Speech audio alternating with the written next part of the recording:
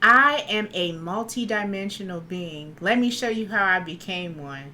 Welcome to Alexandria's Opus, a place where I create and collide different aspects about myself and share things that I'm interested or intrigued by. Today, we're talking about my WandaVision project or my cosplay, the reason why I found inspiration for it, how I edited some of the shorts that I'm going to show you, and some of the things that it took to create it overall. Now, if you haven't seen WandaVision already, I suggest you probably watch it because this video may contain spoilers. But here we go. I've been watching Marvel movies for years now. I used to go to the movies all the time to see them. So naturally, when WandaVision dropped, I was super excited. And I was one of those people that was waking up early or staying up late just to catch an episode. By the time I reached the end of the series and we got to see Wanda in all of her glory, I figured, there may be a little bit of truth in us being multi-dimensional beings just like her. It's just that we're probably not able to tap in the same way or control it in the same way, as we saw her kind of struggling with that too. We learned through a character on the show, Agatha, that Wanda is using a specific type of magic that other magicians that we've seen really haven't been using. And it's called chaos magic. And chaos magic is a magic that allows you to create whatever you want to without limitations. Yes, without limitations. So that's what Wanda is doing in this series. Through each episode, we see that Wanda is navigating through her grief of losing the love of her life, as well as the life that could have been with the love of her life, and the things that she wanted through that. Through that grief, we see how she kind of doesn't maintain balance and really struggles, and I mean struggles, to give up control. There are a lot of painful things in this story, but I feel like through Wanda's emotional grief, we got to see her navigating that. And honestly, I love the story. If you haven't checked it out, or if you did not give it a chance, this is your time to really give it a chance and see what the story has to offer. I took to Google to do some basic research on chaos magic as well as dimensional theory, with movies like Doctor Strange, Interstellar, and the Cloverfield Paradox. They all kind of explore us navigating through timelines and being multi-dimensional beings. Now, I'm not going to go much deeper than that, but I will say that Stan Lee was severely tapped in. Like, he was tapped all the way in. So let's talk about my look. So for the look and the hair, I decided to actually take out a orange wig that I dyed using the watercolor boiling method, and it's orange. All I did was take a wand curl to it, and then for the first photo shoot, the curls were really tightly wound, and in the second photo shoot, of course, they fell, but I honestly just ended up combing them out so I can have a more wavy look. For the makeup, the whole concept for that was that I wanted to stick true to something that the Scarlet Witch would have done. So, when you think Scarlet Witch, or when you see her, she normally has just a red lip, hardly anything on her eyeballs, super light makeup. But I ended up going with like a heavy lash, bold red lipstick, and some popping like blush highlight just to try to get it to like photograph well. But I didn't end up liking that photo shoot, so I ended up doing it again. And with that photo shoot, I changed up the makeup too to kind of make it more cohesive. So for that one, I decided to do a bright, bold eye with some graphic liner. And this is my first time trying graphic liner, you guys. So if it's not perfect, whatever.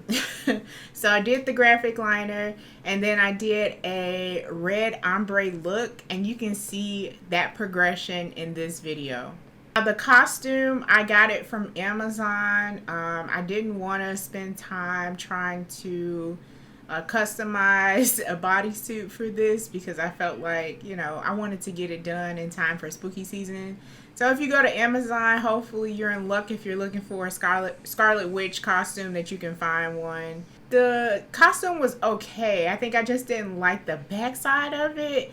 It kind of put me in the mind of, well, at least the first time I wore it, kind of put me in the mind of, what's his name from the Little Rascals? Like when they broke in for Darla's recital, that's what it's like shaped like, and I didn't like that. So if one thing I would change is probably getting a more custom like costume for it. One of the things that I have been doing while taking like time off from creating and all that is to actually reconnect with music again. And I found a WandaVision sheet music on an app called MuseScore, and I'll link it below. So I learned the song, and you can hear me play it here.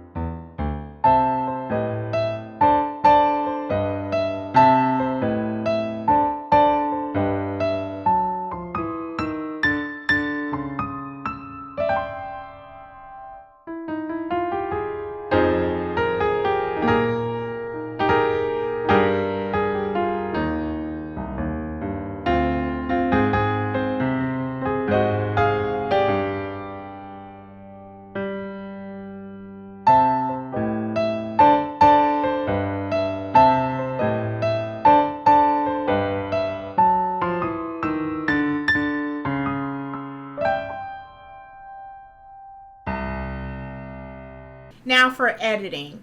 Editing was, I challenged myself, but I wouldn't say it's a challenge. For the actual pictures, all I did, my process is pretty simple and standard.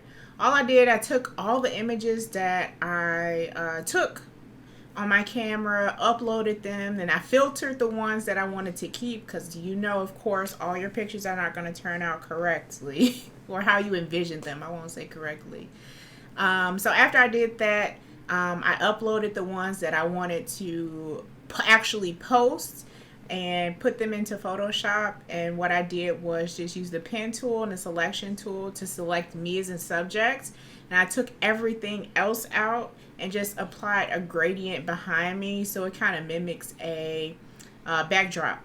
And the type of gradient I used is a radial gradient. So it's like a circle. So other than that, the photos came out pretty okay. If you want to see them, please head over to my Instagram at Alexandria's Opus. As far as Wanda's chaos magic powers, I thought I was going to have to actually learn a new software, which was Blender, but I ended up not having to because there is a YouTuber on here that has been uploading WandaVision effects.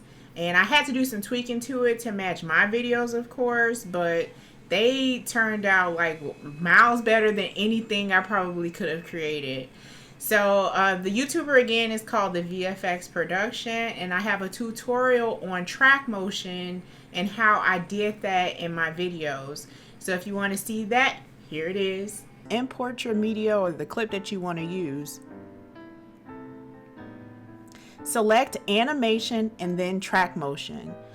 Once the track point loads, drag that box over your eyeball. Select Analyze Forward from the tracker panel and let it do its magic. Import your VFX file next. If it's not already transparent, apply a linear color key to mask out the color that you don't want. In my case, it was the black.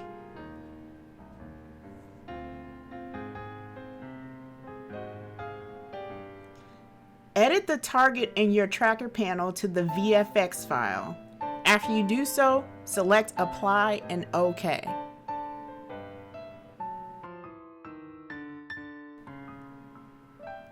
Scale down your VFX to match the size of your eyeball. You may have to play with each keyframe to make it cohesive, but here's the final. So if you want to read my blog, I have a blog on some of the lessons that I've learned from dealing with this project. If you want to head over to my blog after this, that will make my day. However, here's an excerpt so you can kind of check out and see what that blog post is like. It was in Marvel's WandaVision where I first discovered the concept of chaos magic. Chaos magic allows Wanda to create whatever illusion she wants to without limitations. After watching Maximov's New Tale, I started to fancy myself a creator of my own realm, a multi-dimensional being spanning across unlimited timelines and unlimited outcomes. I simply must choose what I want and have the will to receive it. Traversing through the simulation called life, I vowed to adapt a form of this concept with my thoughts and, more importantly, my intentions and awareness. We are multidimensional. We can create dream worlds with our sheer will. Bring the chaos with limitations. All in all, what did I learn from WandaVision? I learned about 3 things. First things first, we understand that we can create anything we want without limitations. But when we are creating, we must make sure that we are not altering those around us. And if we are, make sure that you're altering them for good. And I don't mean good by your definition, but like good for everybody. And good is not controlling or manipulating them. 2 is to be an agent for myself. Yes, Wanda's methods were wrong, but Wanda was still very true to who she was as a person, and she honored her feelings, she honored her grief, she honored her anger, she honored her love, she honored everything, and I really do respect that about the character. Number 3 is that limitations should not always be seen as a bad thing. We see that without limitations, things can get kind of out of control. So if anything, I just took away that, some boundaries are okay. Boundaries are not always bad. Limitations are not always bad. So create responsibly within limitations and, do your best. If you enjoyed this video, please give it a thumbs up and share it to a friend that might enjoy it. I just want you guys to know that you are a multi-dimensional being. Don't be afraid to create, but create with limitations. With limitations. Bye.